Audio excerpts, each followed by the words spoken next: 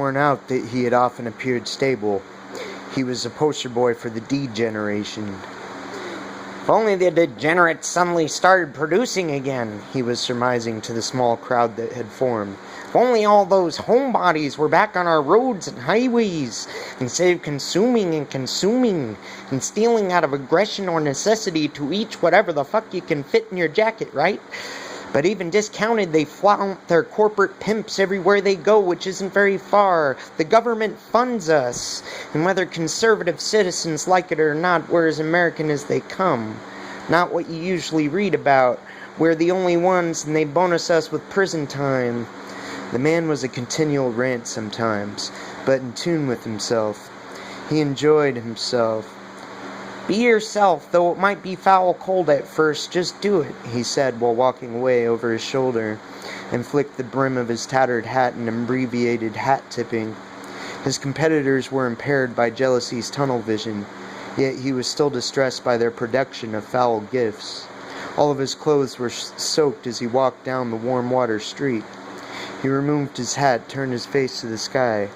He shook and danced, joyous, admiring the rain for its grace, high off of the life he usually appreciated. He walked on. A shivering, ill old man interrupted his path. He was trying to get the other man's attention while shielding himself from the cold and rain.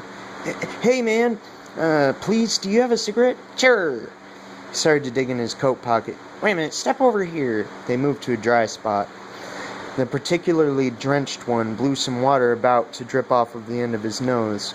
He pulled out 2 cigarettes from the pack, stared at them for a moment, and then decided against the second one, set it back in the pack, handed the other man his.